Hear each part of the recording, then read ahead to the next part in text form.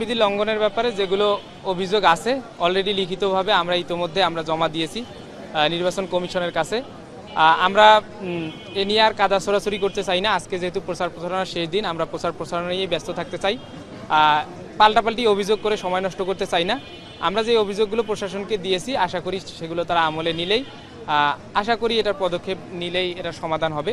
আর গতকালকের বেগম খালেদা জিয়া হলের আমাদের 12তম প্রজেকশন মিটিং ছিল। এর আগে 11টা হলে আমরা প্রজেকশন মিটিং শেষ করে 12তম হলে গিয়ে বাধার সম্মুখীন হয়েছি।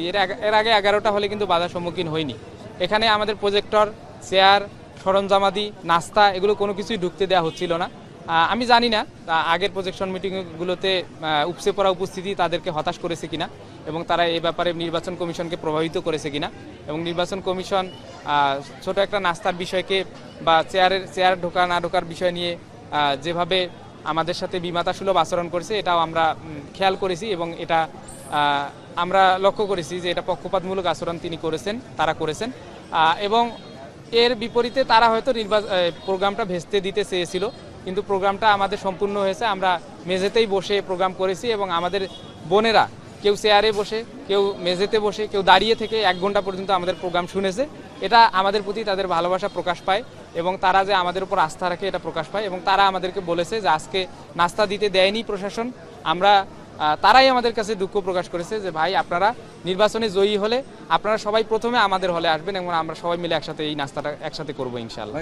নির্বাচন কমিশনের উপর আমরা শতভাগ আস্থাশীল যে এটাও বলবো না, আবার একেবারে আস্থাহীন হয়ে পড়েছি এটাও বলবো না। নির্বাচন কমিশন তাদের জায়গা থেকে চেষ্টা করছে, কিন্তু আমরা তাদের জাজমেন্টটা দিব সেদিন, অর্থাৎ নির্বাচনী ফলাফল হওয়া এবং নির্বাচন পরবর্তী 2-3 দিন সময় পর্যন্ত সব কিছু পরিবেশ ঠিকঠাক থাকলে তাদের জাজমেন্টটা আমরা দিতে পারবো।